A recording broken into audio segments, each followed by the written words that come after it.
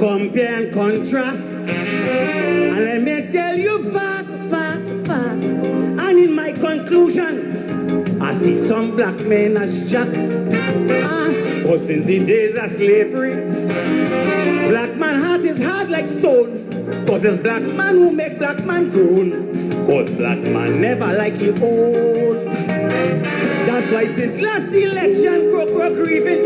Look at how all you treat Patrick Manning. The way all you cuss him, run him and tell him go. I never see the Indian street bars, they bandit so. When bandit deep and McNick got switch by the tail. Indians went and make candlelight pitching by the jail. So on behalf of a few good niggas that I know, well, you should never ever treat me somebody so. Shame on you, Dagger. Errol McLeod and Ilram Cock and Obika. The way all you destroy the black brother, you are for prostitutes of black power. Look at how all you get weak. McLeod I now choking him, he could hardly speak. I'm so disappointed in you, black man. All you said that late bottom African. All you has shame. Give back the African man his name. You get a big white police commissioner. Where are the advocates of black power? Massive cosign here, Rabata and Ricky Jai. They never see them put tears in basket and they eye to the first to Oscar B and crazy. You must understand. All of them is late bottom African. All you sell we out. Look at all you have black people suffer it all about. I waited for all you for emancipation. Focus, weak lying, late bottom African.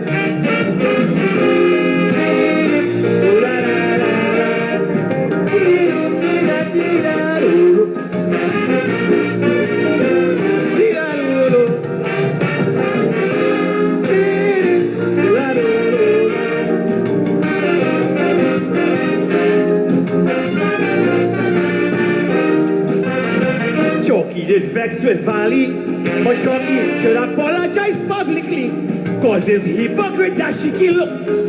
Valley was right to call all you muck, cause no woman who wears an ovary voted against the UNC, but Hazel Brown, which she had wrap up on the current platform voting for cut.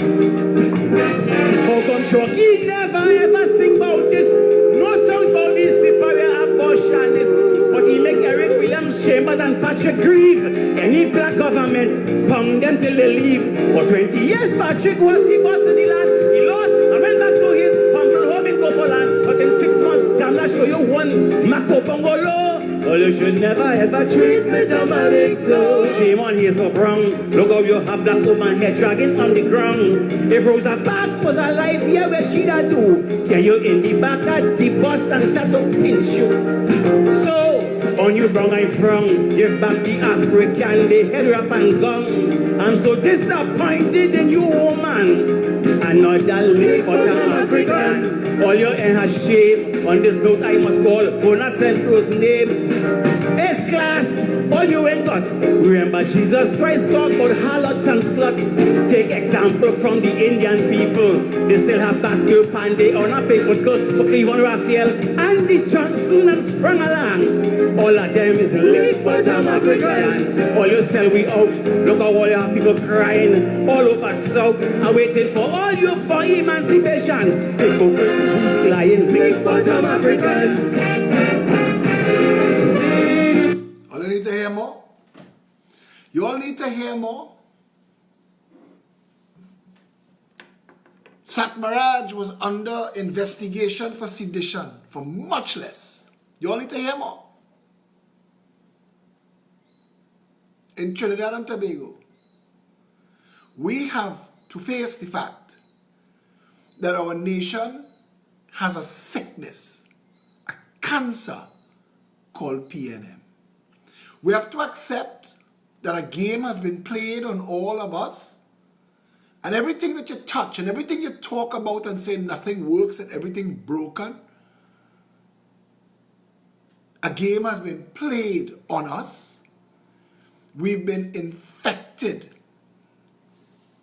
by PNM. The country rotten to the core.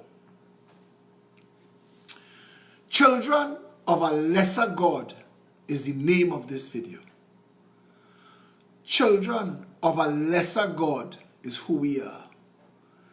This country went in 57 years from being the third wealthiest nation in the Western world to being as broke as we are right now. This country can't pay its bills. The state owes the electric company, the state owes the water company, the state owes the gas company, the electric company owes the gas company, the water company owes the electric company. They're playing games. We pay a road tax to fix the roads on every gallon of gas. We own the pitch lake. We're borrowing $800 million to fix roads. They're playing games. You're watching this pass, and that's okay. You're watching it pass. All the people who ask me, Philip, why you're vexed all the time, I want to tell you something. If your children and your grandchildren 10 years from now will ask you, Mommy, Daddy, Grandpa, Granny, where they was when they was tying we to these debts? Where they was? Where they was when Trinidad and Tobago was becoming a debt society? All the future generations will eat the bread this devil needed. Trinidad and Tobago has a sickness called PNM. Now, I want to touch on a lot of things. So, the PNM sycophants, when they ask you, what about UNC, them thief too? What it means, and don't get this wrong, is that the PNM sycophants understand that their party is a corrupt party. And I want you to understand that, like how the UNC sycophants understand that their party is a corrupt party, but they justify it by talking Calder Hart and Johnny O and Sam P. Wallace and whoever. Everybody right, because all those people wrong. But where we become children of a lesser God, where we flush our blessings away, is when we, the people of this country, instead of standing together as one people under one flag, we fight each other to defend those criminals. Nothing works in Trinidad and Tobago. Nothing works by deliberate design. Nothing works. We have a situation where a minister of agriculture is telling the nation that he gave specific instructions to UDCOT and the Commissioner of State Lands that no permission is to be granted for a stage in the sea, for the fet in the sea. This is crow, and the fet in the sea is either the least of our problems or indicators of the size of our real problems. Because now we have no way of knowing if this is true. Now we have no way of understanding how culture could have been hijacked and funded with public funds by a government insistent on keeping the sedition law. Because the state, by continuously rewarding Crow, Sugar Aloes, Pink Panther, any of those who sang seditious words to music, the state are co-conspirators, enablers before and after the fact. Yet no action is taken, or convenient action is taken. Now, I'll tell you something. This is a dot in the sea. This is a postage stamp of a country. But it's corrupt to the bloody core. And until all of us stand together and say, okay, listen, we want whoever gets into government, the way the Americans do it, whoever gets into government, serve all of us. We're holding you to that. We will hold to our politics, but serve all of us. When the minister is saying that he gave specific instructions that no permission be given. Now, we are faced with a position where the Minister of Agriculture, Clarence Rambarat, or the Commissioner of State Lands is lying. And we were supposed to know today at noon. We're going to wait. But now they have different positions because the Commissioner of State Lands followed Mr. Rambarat's instruction, or so he says, and the Commissioner of State Lands gave them outline permission contingent on permission from other state agencies, and a list of those agencies was given, and all of those agencies say none of them have either the authority or the will to give this organization permission to hold a fete in the sea. So where are we today? In the Royal Imperial Majestic Banana Republic of do what the hell you like land. We are in the place where, you know that joke where a fella say he asked the richest man in the world for his daughter to marry his son. And he said, why would my daughter marry your son? And he said, my son is the CEO of the World Bank. And then he went to apply for the job as CEO of World Bank, and he said, I'm marrying the daughter of the richest man in the world. So they give him the job. It seems like that's how Trinidad works. Like, all you need to do is spin it in motion. Tell Charlie you're talking to Mary. Tell Mary you're hearing from Sally. Tell Sally you're waiting on Billy. So all of them, it seems, none do communicate. So we almost had a situation because, from what I understand, Clarence Rambarat has now put in writing an instruction to the Commissioner of State Lands, rescind any permissions to build a stage in Maracas. Now, when you look at the insanity of the idea, you wonder what the hell was going on. I mean, if you'd show me 5 or 6 young boys sitting down on Maracas Beach, smoking a set of weed, they'll get high enough at a point where they're going to start to talk random shit. And one of them going to say, hey, you know I'll be real cool, boy. I try to fet on Maracas, and we're going to build a stage in the sea. And I don't say, yeah, boy, oh, that going to be so cool. Imagine a stage in the sea. When they sober up and they look at the sea and they see the waves breaking, rushing into the shore, rushing out to shore, rushing back out to sea, they laugh at themselves. But Jules Sobian and the organization he represented, I don't know if the organization he represented was told by Jules Sobian that this is a rough water beach. There is a swell, and those of you who don't know yet, take this as a warning. The media will probably tell you tomorrow that there is a rough water swell heading this way to Trinidad that is supposed to hit on Wednesday. If it was not in the news yet, it'll probably be on the news tomorrow. The journalists who are watching this video now are going to go on Google and go and try to find out, is Philip correct? Is there a big wave coming to Trinidad? And yes, not a tsunami, but a swell. A swell that's going to cause high tide and rough water. But the engineering required to build a structure that would be safe for humans to use in the water where there are waves and currents is different to the engineering required to put it somewhere where there aren't waves and currents. And I don't know if Julius or Jules Sobian knows that. And I don't know if any of the other organizers in Caesar's army, if they were all high, if Jules Sobian and the whole of Caesar's army was that bunch of guys sitting on the beach smoking weed. Let me build up a stage in the sea. I'll have to let them pass with temporary insanity. The one thing I know for a fact, that anything that you rest on the seabed, when the water comes in and comes out, it undermines it. That's the actual definition of the word undermining. Because the water now has to run around whatever is the obstruction to the normal flow of water.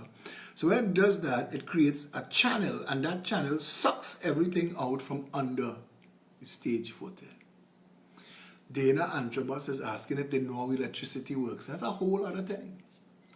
That's a whole other thing. So people want to talk about they're going to litter the beach, they have glass bottle for children to get cut, how they could close up the beach, there's a public beach, who they rent that from, who get them that permission. All of those are valid questions. The monkeys and the parrots and the birds, that's the forest, that's the jungle, how they going to end up playing big music. All of that valid points.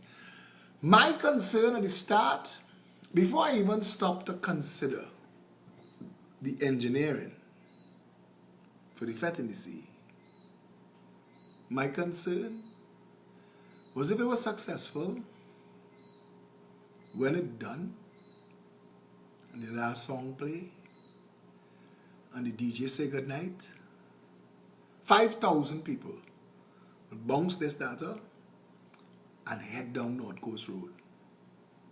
Now that road requires your full attention when you're sober and you're well rested. Drunk, tired, sleepy, distracted, nighttime, driving over North Coast. Trainees are impatient people. Nobody gonna want to use that line because it's going to cause a traffic jam quickly. You're gonna end up with all kind of madness on that North Coast Road. And I am saying to Trinidad and Tobago, people will lose their lives. We don't do these kind of things well. And I don't want to stick on that, But I want to say this.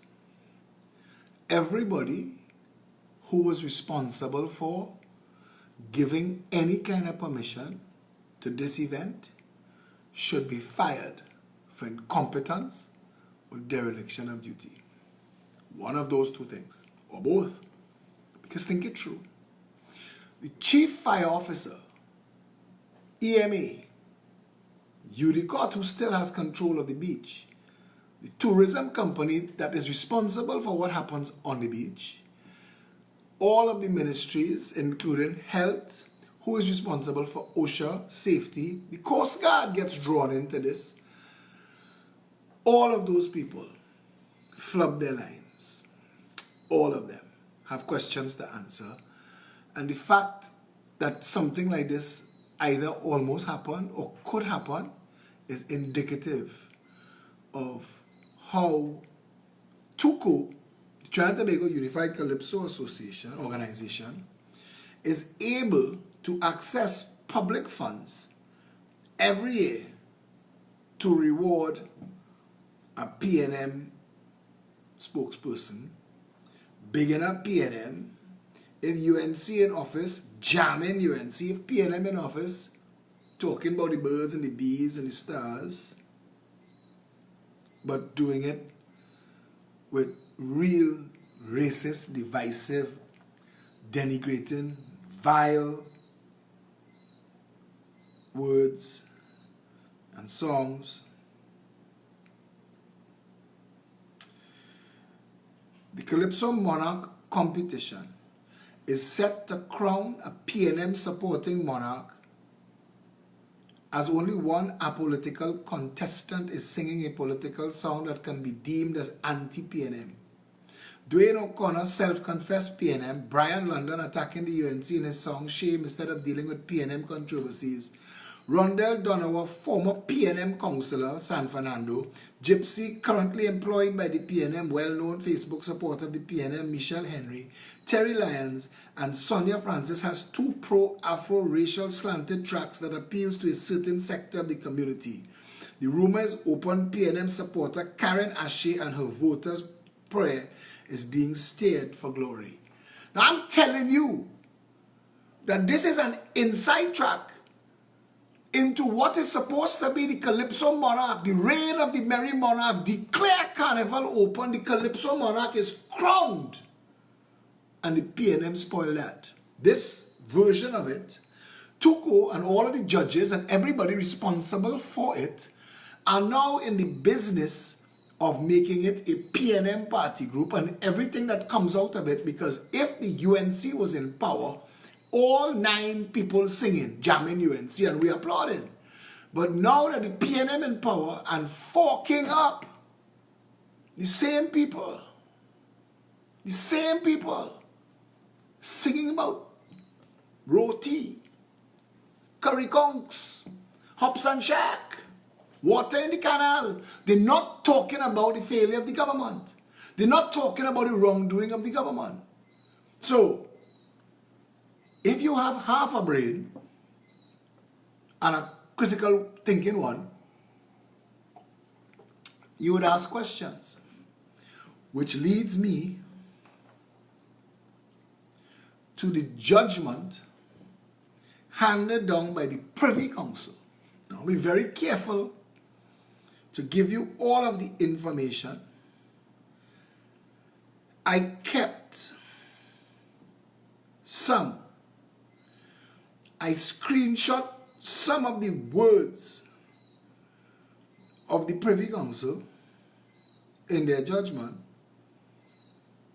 because it was so instructive that you have to hear these words. You have to hear the words. This is what the Privy Council, God bless the Privy Council. Let me tell you something. If Trinidad changed from the Privy Council to the Caribbean Court of Justice in my lifetime, I will be gone so fast, I wouldn't even leave memories behind. I'll tell all you, don't look to make plans, just get out. Because this country will become a dictatorship so fast. Lester Patterson asked, could you fix all the problems that the country is in? Yes, and we'll come to that in a minute. This is what the Privy Council said today. Actually, you know what? I'm not leaving it for last. We will read the rest. But this one is important. This one is important. I want you to listen to what the Privy Council told Trinidad and Tobago. I ain't calling no names, who they were speaking to. But the Privy Council, now if you understand how British people speak, they don't come right out and say something. So when they come right out and say something, partner, and this that they said in this judgment is so unambiguous, they went out of their way to use words and then qualify the words and attached adjectives that are superlatives to make a paragraph that you don't have to have a degree in law to understand what they're trying to say.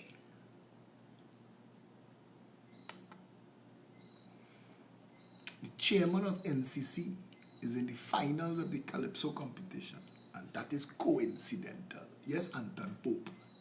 Is Maracas picture. When the Privy Council uses language like I'm about to tell you, it is a message to our entire country. In a free democratic society, now I'm going to do it slow to help you understand it, and then I'll read it in its entirety. It's one paragraph. They didn't say in a democratic society, because a democratic society is by nature a free society. But they clarified it. And I'm saying to you again, in a judgment, every word that you put for a purpose. This is what they said. In a free democratic society, this next line is embarrassing. Because I think that they sent a message to Trinidad and Tobago and our interpretation of laws and told us, get our act together. It is almost too obvious to need stating. Now, I know insulting language when I hear it. It is almost too obvious to need stating means you should know this. You should know this. What I'm about to tell you, you should already know. That's what the Privy Council tell us. In a free democratic society, it is almost too obvious to need stating Jesus Christ. It means if if we have to tell all you this, all you don't know what all you're doing, it's too obvious. I shouldn't have to say this, is what they say. In a free democratic society, a free democratic society, I want you to understand, using the word free as an adjective to describe democracy, which is already predicated on the freedom of the people, is them making sure that we understand what they're saying. They're telling us, y'all are a blasted democracy. And what I'm about to tell you here, you should already know. That is what you call behind the school shed licks. For the whole of Trinidad and Tobago, it is almost too obvious to need stating that those who hold office in government and who are responsible for public administration must always be open to criticism. It ain't done, eh? It gets worse than that. I want to read the whole sentence later again. So that Keith Rowley, Udicott, Noel Garcia, every single one of them that brought pre-action protocol letters against me, the Privy Council has said, not in my matter, but this is what they're saying, and I want to send this to Keith Rowley's lawyers and Udicott's lawyers and Noel Garcia's lawyers. In a free democratic society, it is almost too obvious to need stating that those who hold office in government and who are responsible for public administration must always be open to criticism. This is the rest of this paragraph. Listen to the choice of words that the law lords used. Any attempt to stifle or fetter such criticism amounts to political censorship of the most insidious and objectionable kind. There are not worse words to describe bad behavior. Those words could be used to follow murder, most foul. When they strung these words together, the message they sent was, you are in public office. Put on your big girl panties and do the job. If you don't want to be questioned for doing the job, don't be in public office. Don't waste the court's time. Don't bring defamation matters when the very nature of the job that you have is public administration, so you are open to criticism if you're doing a piss-poor job. Trinidad and Tobago, we are moving further and further away from the public being able to question public office holders and closer to a country where you have no human or civil rights unless you have big money to hire big lawyers and go in the courts and make a big noise. Hear it again, the entire paragraph. If you were the Attorney General of Trinidad and Tobago standing in front of the law lords when they read this, you would put your tail between your legs, bow your head, and walk out. In a free and democratic society, it is almost too obvious to need stating that those who hold office in government and who are responsible for public administration must always be open to criticism. Any attempt to stifle or fetter such criticism amounts to political censorship of the most insidious and objectionable kind.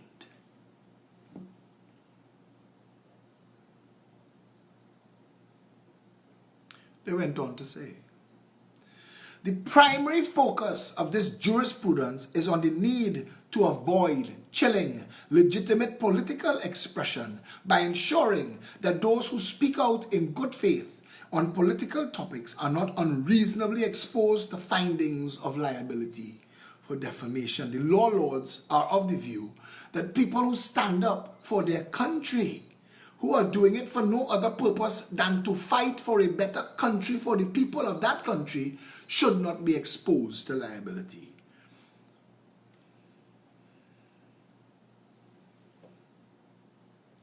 The other particularly important element of the context in this case, however, is that the press conference took place in real time and was broadcast live. Some margin has to be allowed for the fact that the statements were made orally and so were more likely to be made in a conversational style and without the precision of a legal document. What a person says in those circumstances should be interpreted with a certain degree of understanding and generosity.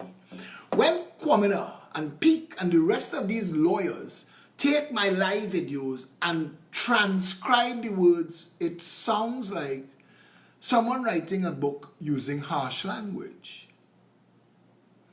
But this is me speaking unscripted, off the cuff, all the time, dealing with issues. And as the law lord said, you're going to err on the side of the fact that a person speaking unscripted in conversational style does not have the precision of dotted I's and crossed T's, the precision of a legal document, which is the standard that the courts want to hold you to.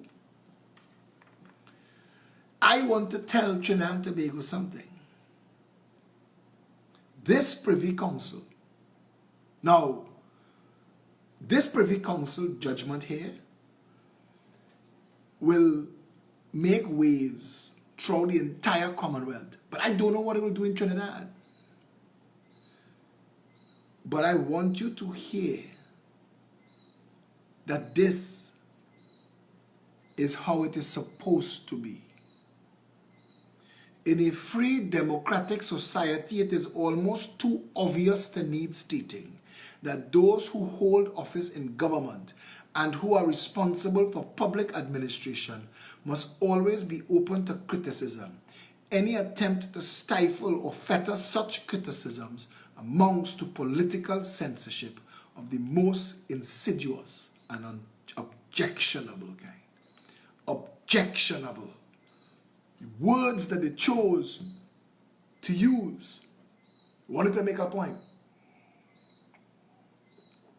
They wanted to make a point that you understand. I think that for the rest of my life, I will never hear a tongue lashing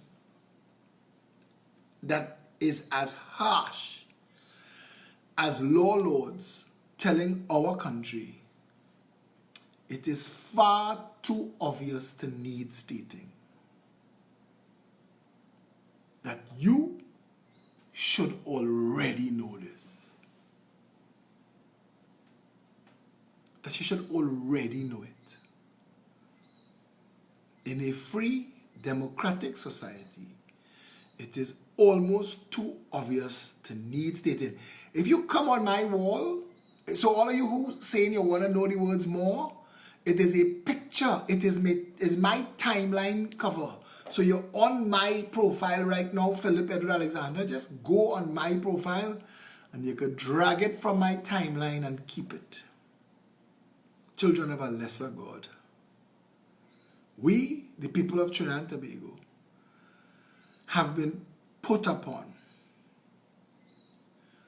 We've been made a mockery.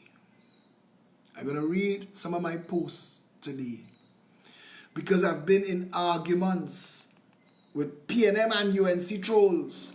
You see, every time that somebody bigger, larger, some group, some organization, some person says to me, I love what you're doing. I love what you're doing. I may not even like your tone, but I love what you're doing. I love what you're standing for, and I want to come on board with you.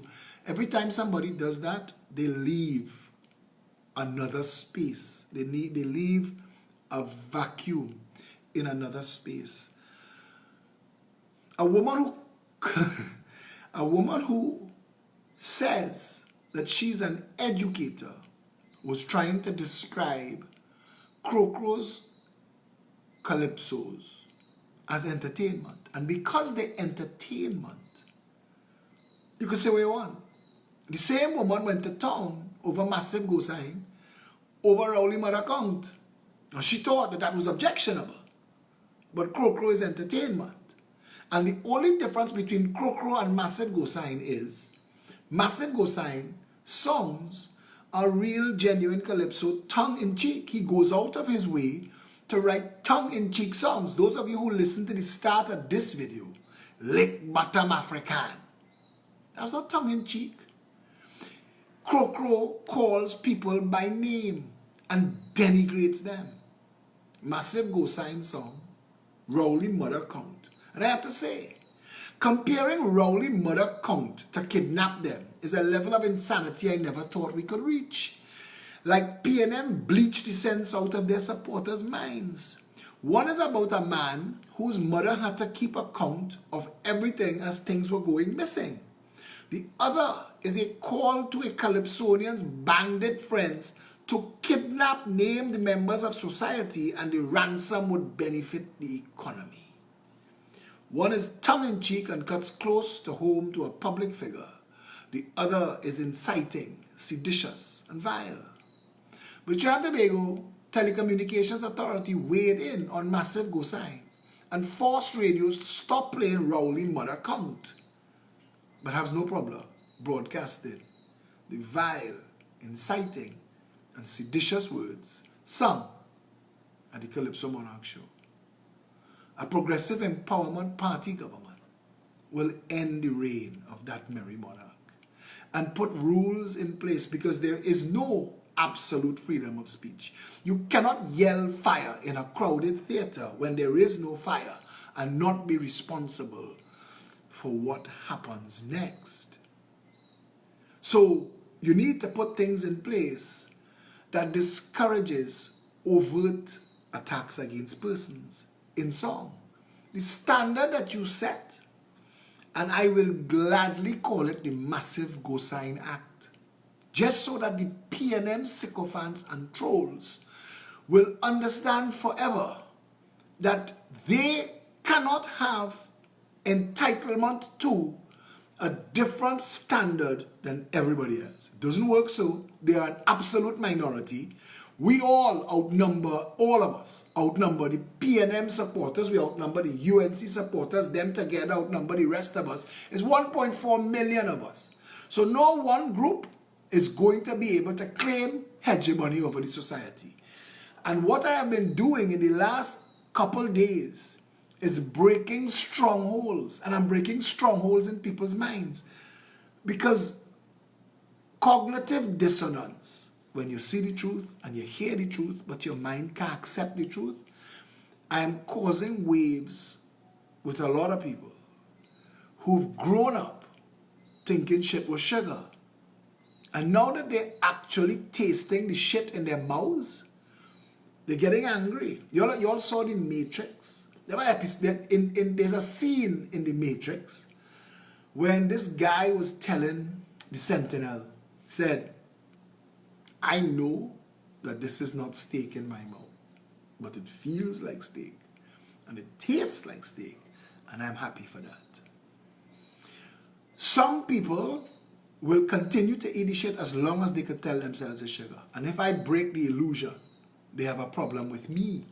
Not with the shit. Not with the person shoveling it into their mouth. Cognitive dissonance blocks the truth. It wants to make you rebel.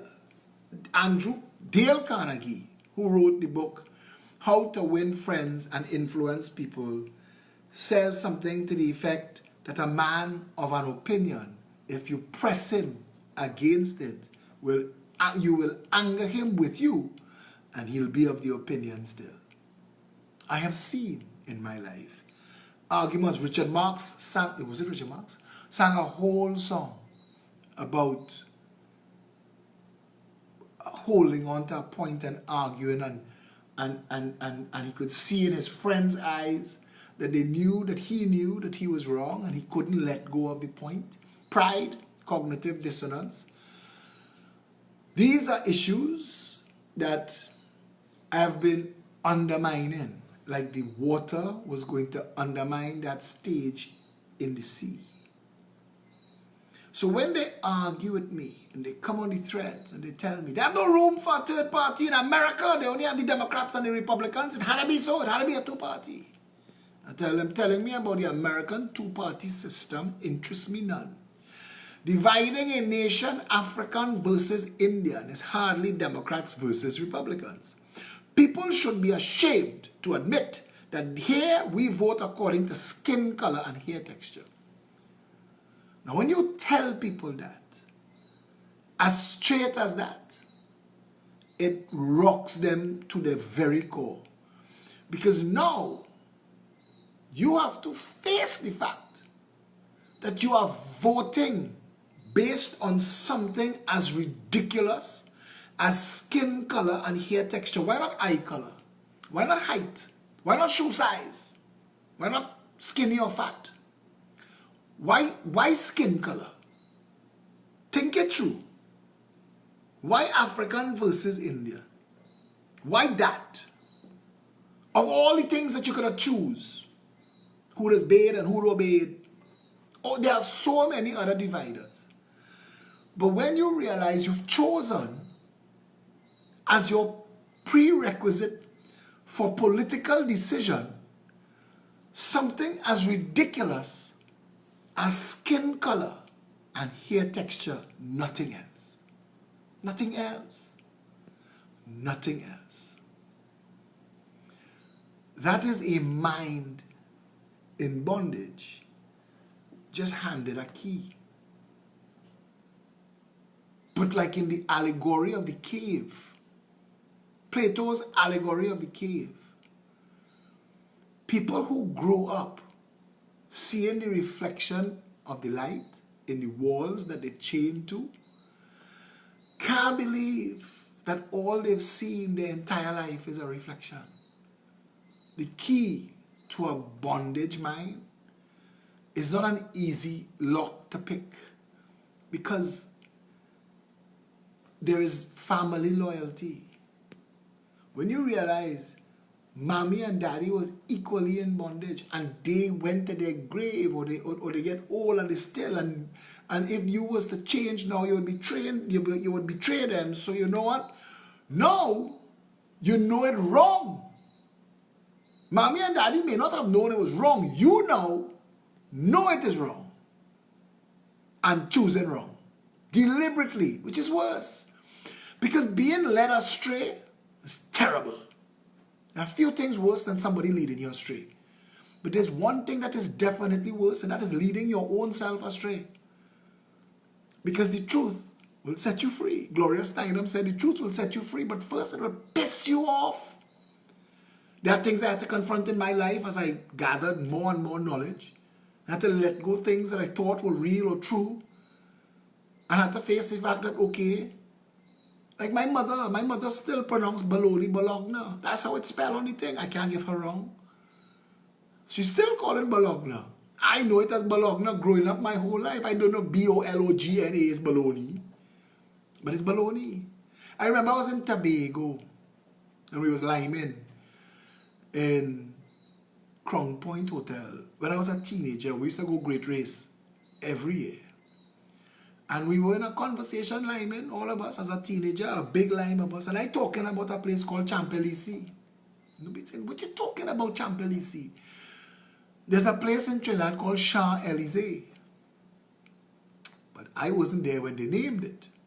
And nobody ever said to me that the name was Champs-Élysées. And in my mind, I pronouncing it how it's spelled, Champelisi.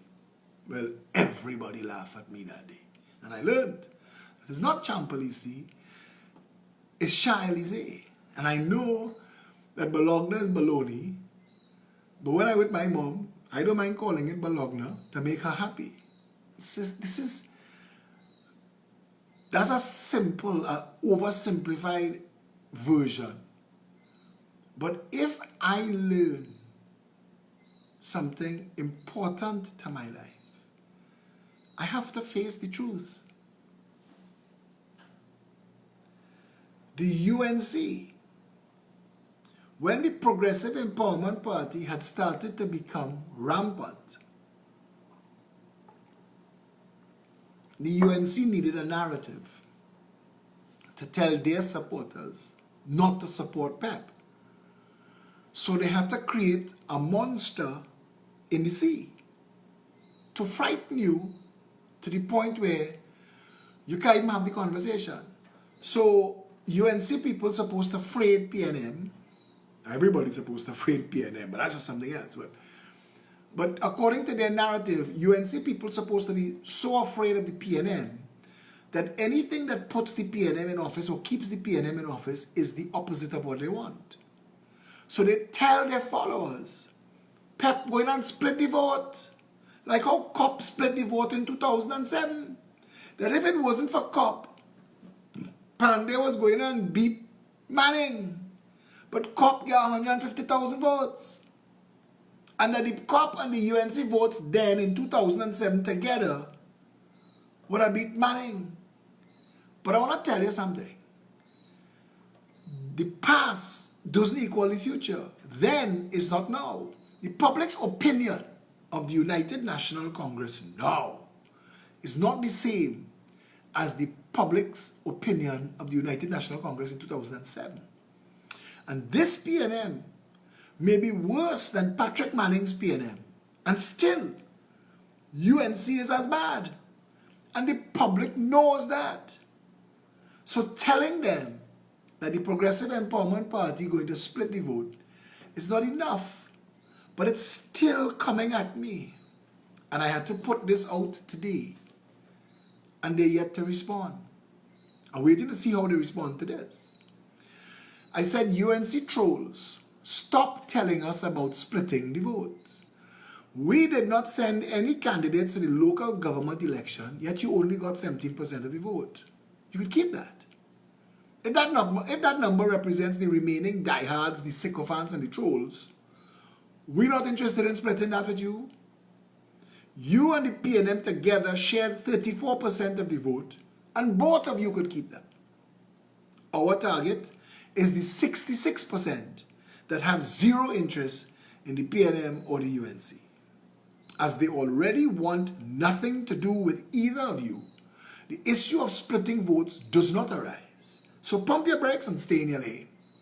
The licks you're about to get in the general election, it won't be about split votes. Trust me on that. I want you all to understand this. People tell you, hear the narrative, right? Local election, nobody don't vote in local election. If you know nobody don't vote in local election, why you spend $128 million? If nobody don't vote in local election, how do you justify spending $128 million? Why don't you just stand down? If it don't matter, if it's unimportant, the PEP said that. The Progressive Empowerment Party said, local government is a broken system. It was not designed for Trinidad alone. It was designed for the Federation of Caribbean States, and that no longer happened. And we were supposed to edit out local government, but for some reason, Eric Williams kept it and used it.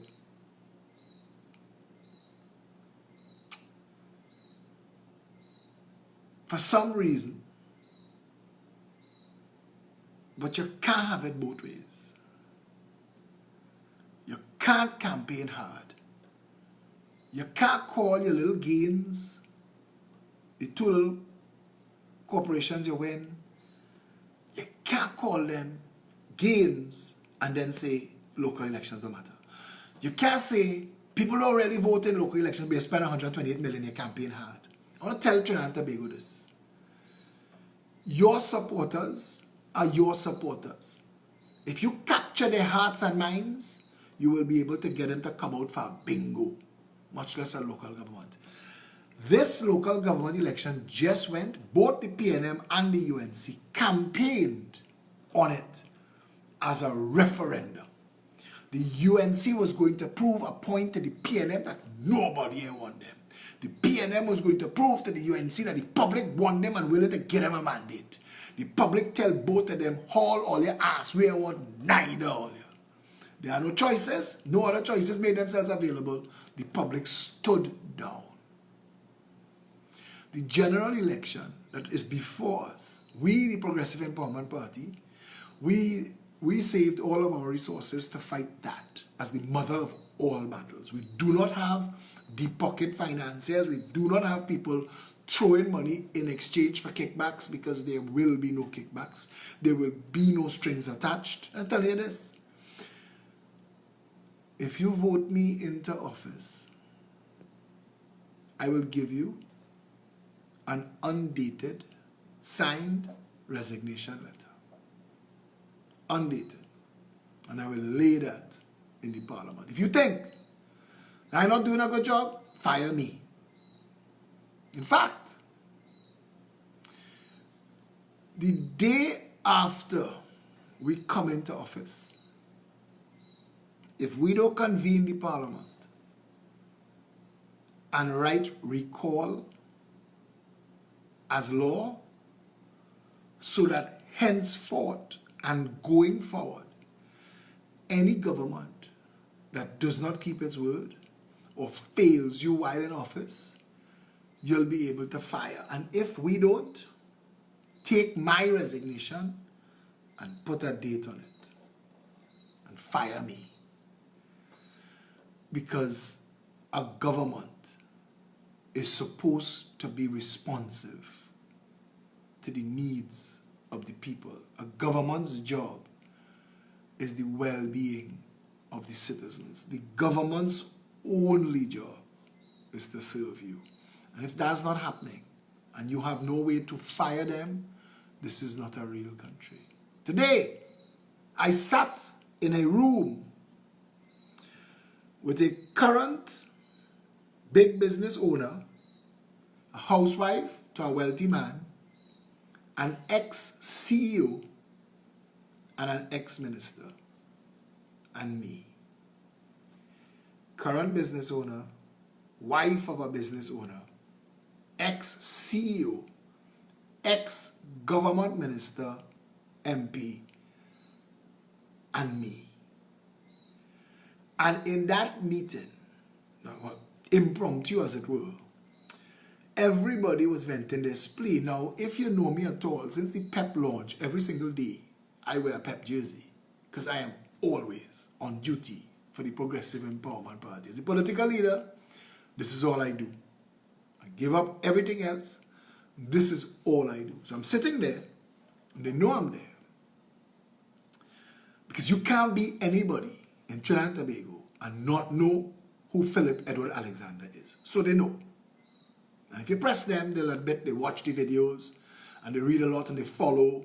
They agree with a lot of what we say.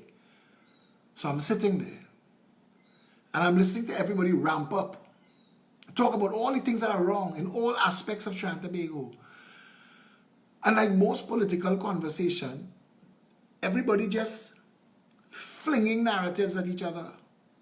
And it's you fling, I fling. Me, I sat there in complete silence. And I just listened. I didn't say a word, which is hard for me. And everybody who knows me will tell you, wow, that's a strong thing to say. But I wanted to immerse myself into how people view. Last night I was listening to my parents talk and my sister. And again, I stayed silent and I'm listening to what the news media is putting in their heads. I want to hear what Trinidad is really thinking. So these days, every opportunity I get to stand or sit among people who talking current affairs, I listen more than I talk, because I need to know what the national narrative is on certain issues. And I'm listening today. And Mr. Current business owner is silent because he's in a funny position. He could be part of the problem, and he's aware. Mr. Ex-CEO was an ex-CEO of a company as part of a large group of companies. And he is a brilliant guy.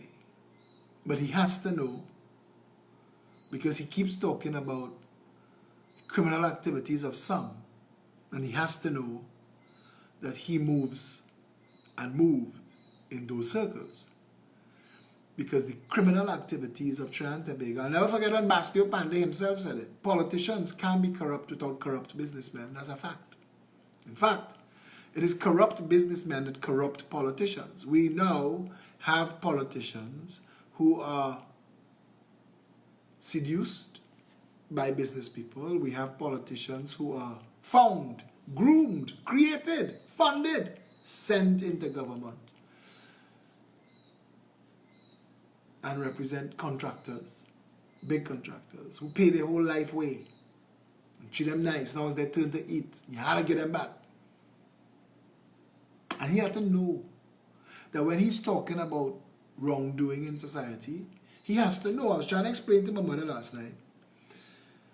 A Glock pistol, $6,500.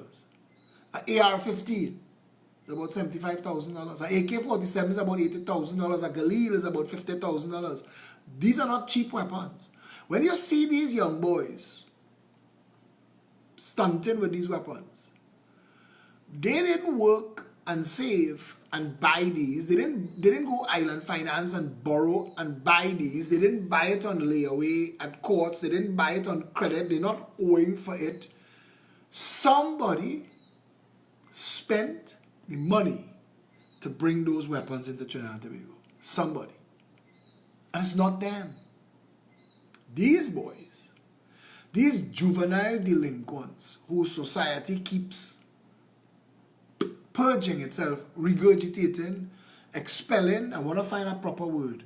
But society, through the Ministry of Education, keeps creating more and more juvenile delinquents. And it's not just the Ministry of Education, but a lot of the blame falls on the Ministry of Education. I'll tell you why. When your child go to school, if your child is a delinquent, social services have to get involved. Because your child is entitled to a proper education as according to the signature Trinidad sign on the United Nations Charter of the Rights of a Child. That means if a parent is raising a child badly to the child's own detriment, it is the responsibility of the state to step in. If you are a doctor and a child comes with a broken arm this week and they say he was skateboarding and you fix the arm, and the child come next week with a bust face and they say he fall down the stairs, you have a responsibility by law to call social services, and there has to be an investigation. Somebody has to know what's going on. So these delinquent children that fail out of the education system, when they were doing bad in school, when the teacher closed the desk and close the book and push away the desk and say, all I want to pay attention, all I had, all this stupid I done, that's not the teacher's role. The teacher's role is to make a report. There are children in my class that are unteachable. We have to.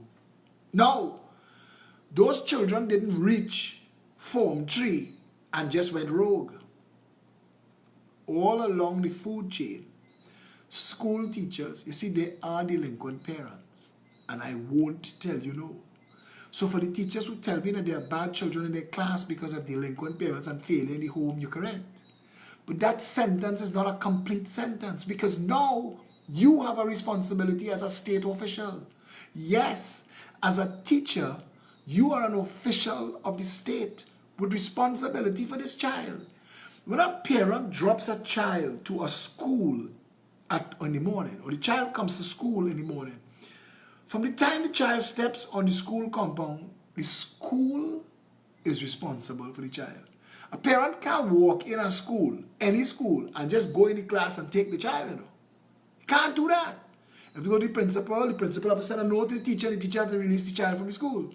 Because there's a legal, binding contract, responsibility for that child. And the failure of the state, through its teachers, to recognize the children who have problems. Because you don't become a delinquent, a juvenile delinquent, just so. You don't. Akim, I love all the kicks, but this is not the time for that. This is a serious conversation. When teachers have children in their classroom that they fail to make a report to social services on, the teacher is guilty of dereliction of duty and is irresponsible, showed blatant disregard for the rights and the well-being of that child. You hear that? The teacher's going to tell me, Philip, you ever call social services? And you're correct. And my answer to you, Madam Teacher, is that that is what tutor is supposed to be marching for. But you all only march for money. You all only march for conditions. You all only march for back pay. The day tutor marches for improved conditions for the children, I will march with you till my shoe sole wear out. But you don't. And all of us have an answer as to where the buck stops, but it's not with us. And that's why this country is a rat hole. Because if this was a real country, from the moment that child is born and a birth certificate created, it is a simple function of a database to copy to the Ministry of Education's database that in 3 years, you have to have a space ready for this child. You understand that? That's how you run a country. The child was born. It will need to be in school in 3 years. And if a death certificate does not cancel out the birth certificate and remove the entry from the database, this child exists. And the state has a responsibility to this child to see that child through to the age of 16 with a proper basic education and with enough qualifications to either go forward to university, to trade school, or to a job. But our country is set up to fail. So I don't know what is done with the data at the Ministry of Legal Affairs. But that data at the Ministry of Legal Affairs would instruct a proper government, and it would instruct a progressive empowerment party government as to who are the citizens of this country. And we will consider the standing between birth and death certificates as the population of Trinidad and Tobago, and will issue official identification cards. Hear me? Don't come and line up, don't make no appointment, don't call, you don't have a bribe, no expedition fee. We in the Progressive Empowerment Party will use that data to create national identification cards, biometric, so that we could put it to work to the benefit of the people, and will mail yours out to you on your birthday. So within one 12-month period, the entire country of who our database says were born in Trinidad and Tobago and have not yet died, a proper identification card will be mailed to you. That identification card will become the tool you use to get all access to government services, your passport, your driver's permit, everything else. Will expedite everything that needs expediting because it exists. And it exists because you exist. And that's how the country needs to be run. All of the people who get identification cards will fall into age brackets. There will be children, toddlers, young children, teenagers, young adults. You will be able to extract from that database age ranges, elders, retirees. Once a death certificate doesn't close the equation, you know we have 1.45329 million. That's our population. And anybody who does not have that ID card, that person has to come to the ministry and request an appointment and demonstrate why you might be a citizen of Trinidad and Tobago that is not in the national database. And there are ways for that to be done. And that's how you run a country. Start there. Because you'll be able to know that we have 200,000 people between the ages of 4 and 16. And we have 400,000 people between the ages of 16 and 30, and 200,000 between 30 and 50, and 250,000 between 50 and 70. And you'll be able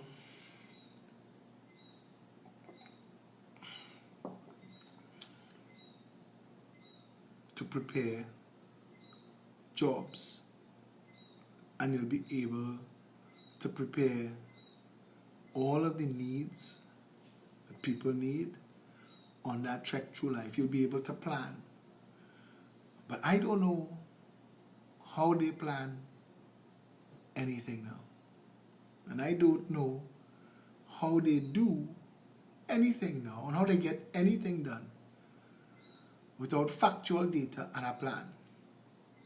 A progressive empowerment party would move to quickly compile consumption data, what we eat, all of the types of food we eat, what quantities, and work out what we grow, what we import, what we can grow, and what we could influence change. Like, let's assume for a minute that breadfruit flour and cassava flour was better for you. May not be cheaper than wheat flour, but bleached, processed wheat flour has been proven, even though wheat is the crop that they credit the agrarian society with for the development of man, and that wheat carried us to here.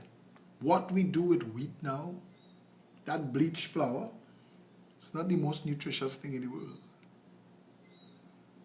And breadfruit flour and cassava flour and other ground provision flours might be better for our people. But that's a conversation to have then. Step one is to have the data. Your Ministry of Health, your Ministry of Education, your Ministry of Food Production, all of them need that data. The birth and death data will instruct education, public health, social services, the police department, law enforcement. All of these things could be built and streamlined on critical data so you know what you're catering for. We do not have to be a failed nation. I tell you this without fear of contradiction. Somebody asked earlier, do I believe that we could fix Trinidad and Tobago? I've not read our 21 policies in a long time, but they're dear to my heart because it took about 20 years to compile them. I've been doing this for a long time. I was actually writing a book called Reboot the Republic, a common sense guide to reinventing Trinidad and Tobago. I had no intention of getting into politics. I see Mr. Vernon de Lima is on the thread, and Mr. Vernon de Lima is somebody I have the greatest respect for, and it's because of people like him and the efforts they made, I still here fighting. That's one of the reasons.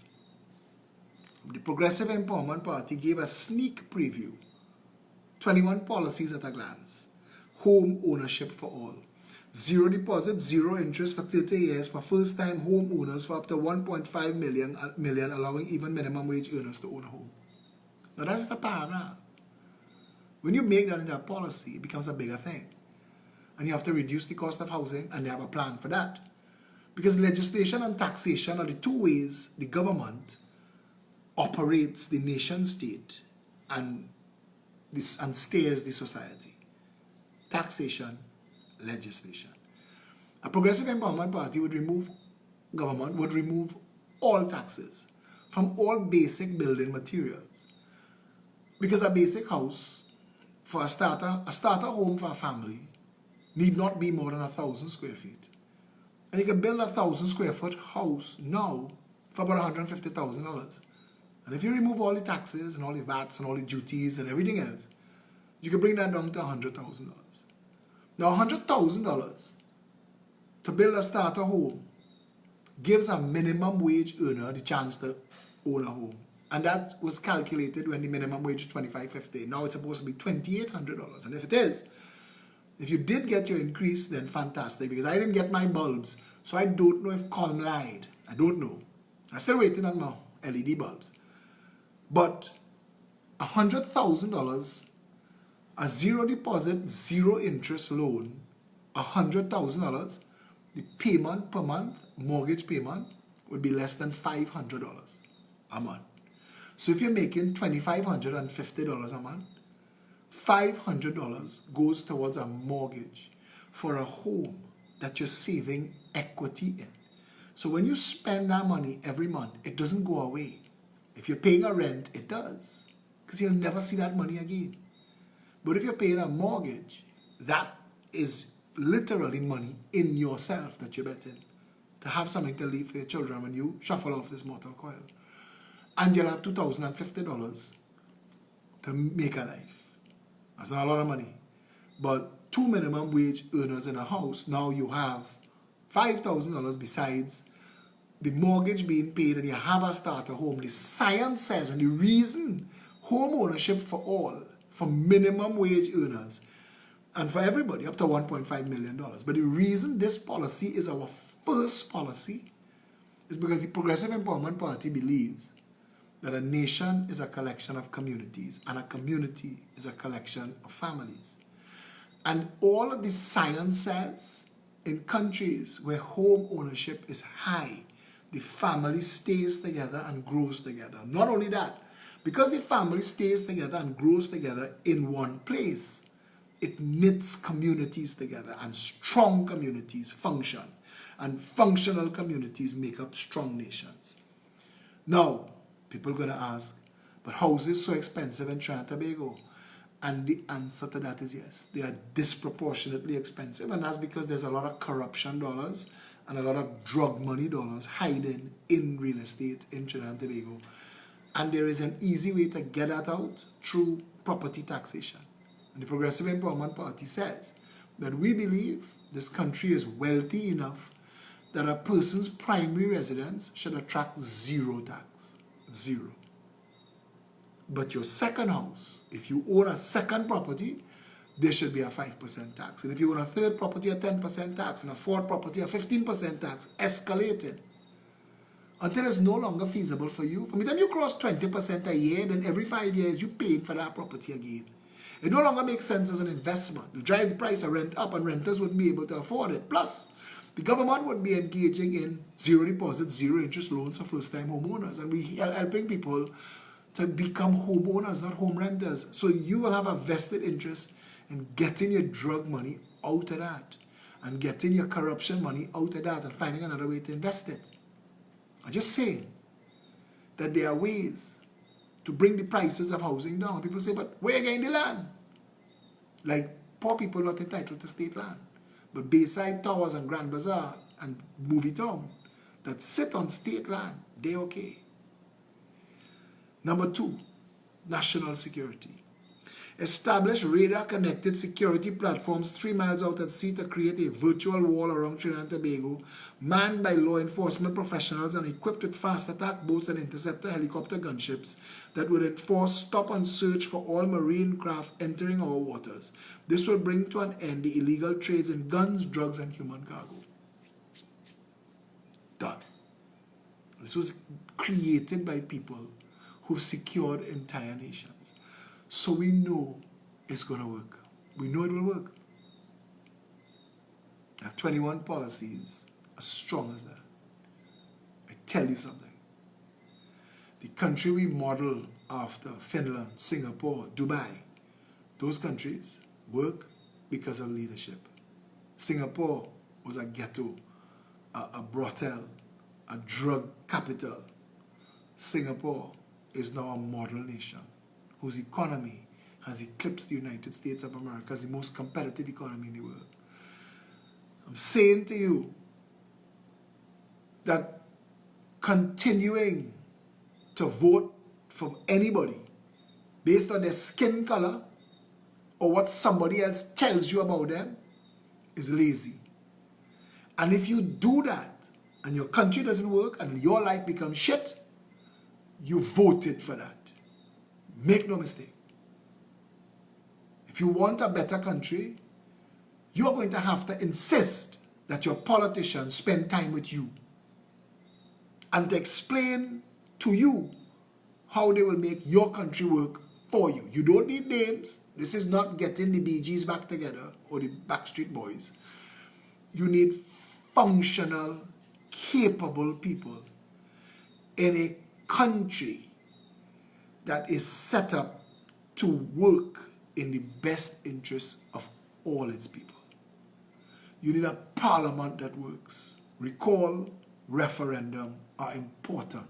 Separate the legislature from the executive. That's big words that says a member of parliament should only be a member of parliament, and that the people who are doing the jobs, the executive, they should be CEOs. We only need 9 ministries in this country, 9. That's all we need. All the rest is superfluous and a waste of public funds.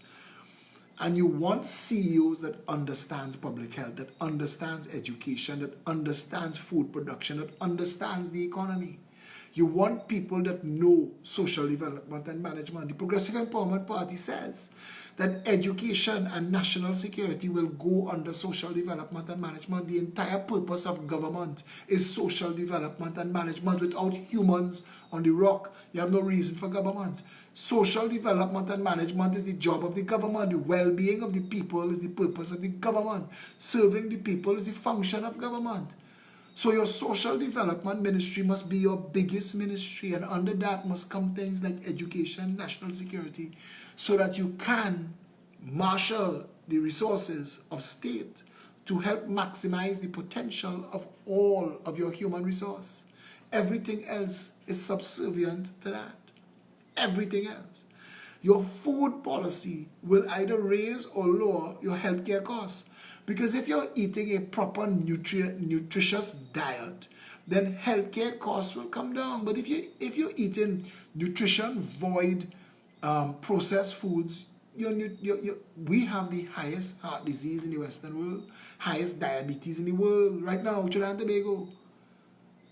And we selling soft drinks. Well, if we could stop advertising alcohol and we could stop advertising cigarettes, we could stop advertising soft drinks. Don't tell me this is freedom of speech. Because freedom of speech would require an advertising council that will let Coca-Cola tell you that when you drink this Coke, you are drinking 3 tablespoons of sugar. And according to science, that is more than 1 week's ingestion of sugar. And that you're poisoning, you are slowly ruining your organs, your kidneys, your digestive system. And that at some point it will fail, and it will fail and cause critical collapse of your other organs, and you will die. You really think that this soft drink is worth that? And you need to educate the public. Or ban advertising that encourages people to engage in lifestyle choices that are detrimental to their own health. I remember I was sitting down in a seminar once, and this guy said, he took out a pack of cigarettes from his pocket, and he said, "This is the only product on the market that if used as directed will kill you." I sat there in awe. The statement, it's a fact. Other products have to be misused to kill you. But then I challenged him and I said, diet kills you. Choice of where you live and the environment kills you. Do you know that at one point Curep Junction in Trinidad and Tobago was the most polluted place on planet Earth for lead density? Curep Junction, Trinidad. When Kiss Baking Company puts those young men and women in high traffic locations for 8 hours to sell Kiss bread, he and she and they are making choices. These people are breathing in more carbon monoxide in a day than they should get in a year, and they do that every day. And the heavy metals present in carbon monoxide is going to stay in their lungs forever until it reaches the right amount to cause bronchial problems, and it will cause chronic obstructive pulmonary disorder, and it could cause emphysema and other bronchial problems, and they spend the rest of their life wheezing. There's nothing you could do for it. You can't take out your lungs and throw it in the washing machine. So when you're telling me that you're young and you're strong and you could do it, it's not that you're young and you're strong. You have a window, and you're wasting that window. You're squandering it. We have to think through and lead people to a better place. If there are things that people are doing and consuming that are detrimental to their health, and they want to make that choice, sign a waiver, so that if you get sick, you pay your own healthcare bills. Because the state shouldn't be paying the bills for people who smoking cigarettes their whole life when they end up with lung cancer. And I strongly believe that. And the people who ignore this advice will rue the day. And they always do. And there are plenty of people whose parents died younger than they should have died, because when they were young, they said the devil could take tomorrow. Tomorrow comes. And what happens is you leave your children, even if they're in their 30s and their 40s, they still want mommy and daddy around.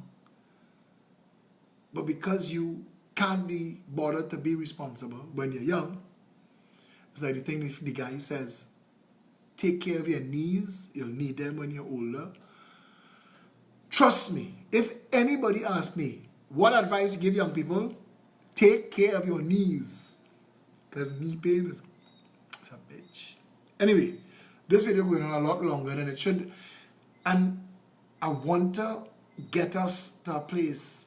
And again, there are a lot of good people in this country. And if I could get more of them to stand up, maybe a better version of a leader will stand up so I could support him. I have no problem being John the Baptist to somebody else's Christ, you know. I don't need to be king, and I don't need to be capo, tito, capo. If you know me at all, this is not my style. This work that I am doing is standing in the breach and fighting some power brokers in this country, some controllers that making everybody's life hard for greed, and that has to stop. And the only way it's going to stop is if the vast majority of us put aside the trappings of our colonized minds, ignore the issues of race and hair texture, and voted instead a country where things could start to work so that we could age in a country that takes care of the elderly and raise our children in a place that respects the safety of our children. This could happen. You could have it. The whole world. There are failed nations and there are successful nations. And the failed nations are the ones that do not hold their governments to account and do not require that they themselves, the people of the country, take active part in the democratic process. The reason Trinidad and Tobago is failing is that too many people are willing to ignore their responsibility to this country, and too many others are willing to defend wrongdoing for the wrong reasons. Not that they are right reasons, but you get what I'm trying to say. So, I hope we made some sense tonight, that you got some information to help you think, that makes you want to get involved, that makes you want to send me a message and say, sign me up. I want to be part of your team. I want to help rescue Trinidad and Tobago for myself, or for my family, for my loved ones. I want a better country. I had a good life. I want to give a better life to others. Get involved. You might want to message me and say, look, I want to make a donation. I want to make a standing donation of $1,000 a month. The PEP could use that. We're going to face a serious election ahead of us. Don't let the empire collapse for the want of a screw. You have the authority right now. You have the ability right now to get involved and help. Felicia Holder is the chairman of this party, and she chairs our finance team If you are in a position to help, get in touch with Felicia. 769-4590. Pep Talks in the morning will be on in the morning, and it is on every morning. Pep Talks in the morning was set up to give Anthony Defoe, Felicia Holder, Lima McLeod Wilkinson. Okay, Anthony Defoe and Lima McLeod Wilkinson are deputy political leaders. Felicia Holder is the chairman of the party. We have more frontline members. We have candidates that we're going to announce as a token candidates. We said we are going to announce 4 candidates. Somebody say, how are you only fighting 4 seats? We are not only fighting 4 seats. We are putting our candidates to work now. And we are going to be having meeting after meeting every couple weeks. Like we open the hubs. Every couple weeks we open a hub, Northeast, Central, South Tobago. Every couple weeks we are going to have a meeting and present 4 more candidates to you. Right now we're going to present very important candidates. San Fernando West, St. Anne's East, Port of Spain North, St. Anne's West, and Sawan Barataria. What is the correct name for that constituency? Somebody tell me that. It's not Sawan Barataria. I want to see if anybody on the thread could tell me no. Because somebody said that that is a different name. And here we go. Sawan Barataria constituency office. So whoever said that on the thread, Sean Sunarine, ignore that jackass.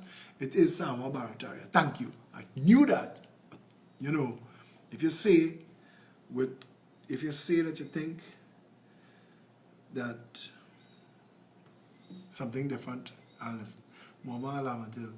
We will be dealing with Diego Martin West, Northeast, Central, and Port of Spain South soon.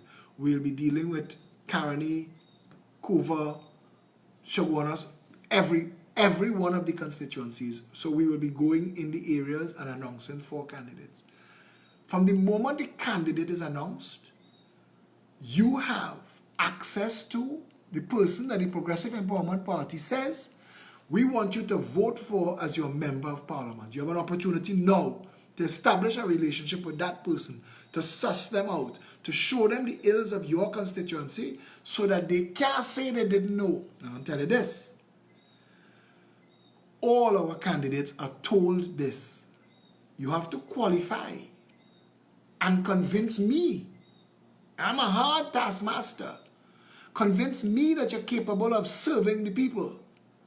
And the moment you are announced as a candidate, there's a clock ticking between now and nomination day.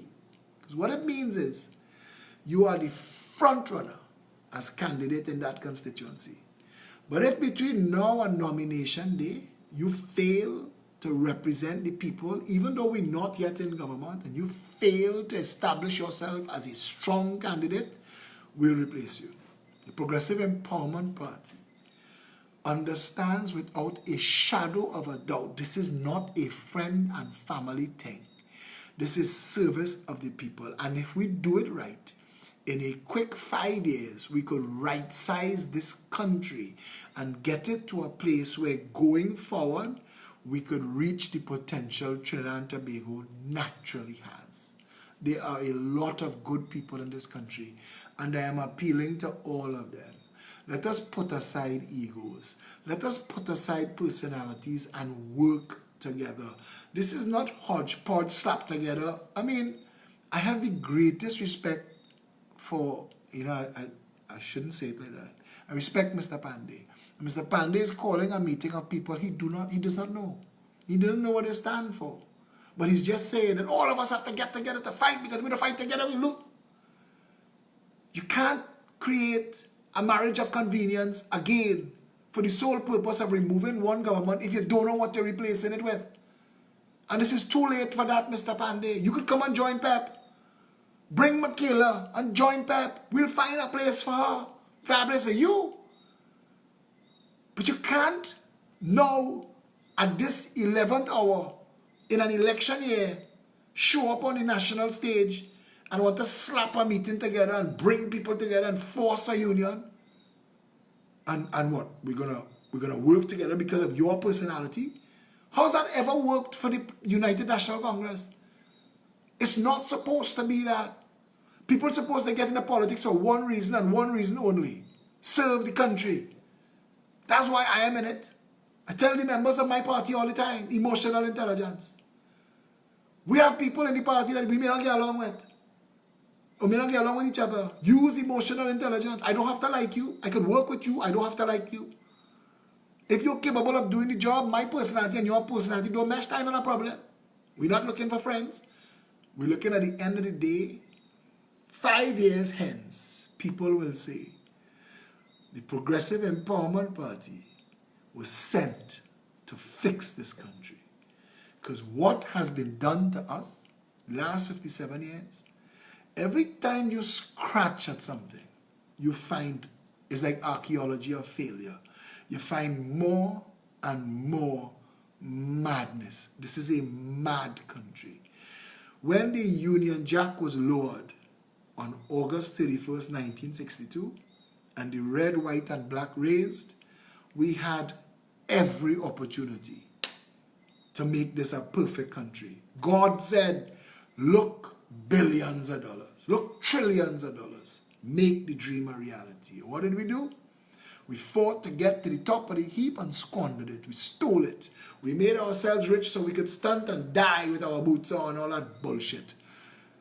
But the country that all of it was for is now a broken shell of what it's supposed to be.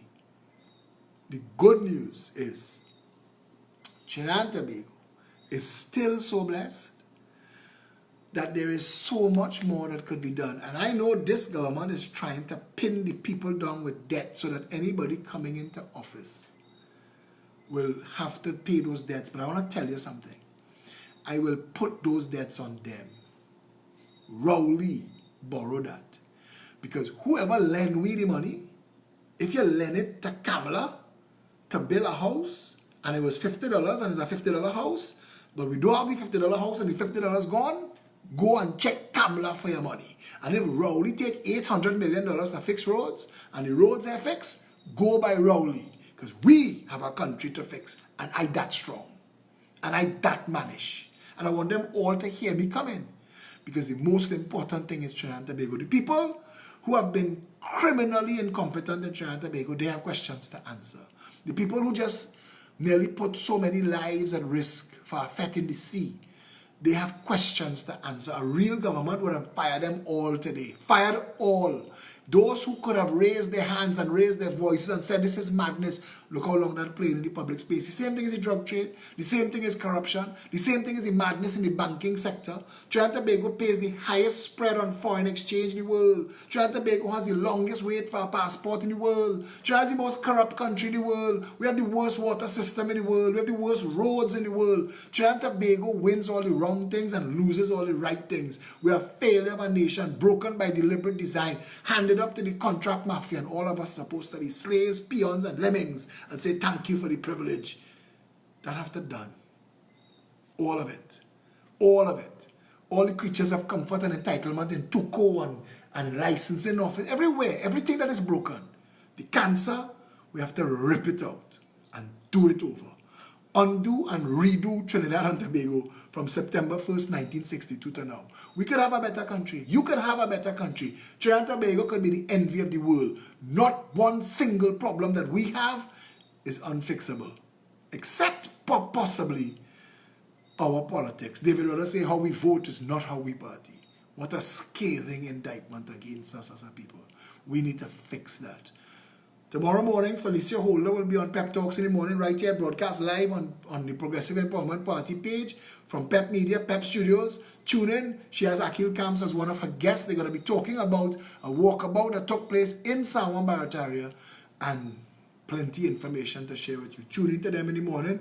I'll try and see how many more of these videos I could do. This week, we're starting back the Plain Talk videos, the Plain Talk show, and we should have an exciting guest for you to bring more salient information. So, until tomorrow, stay safe, Trinidad and Tobago.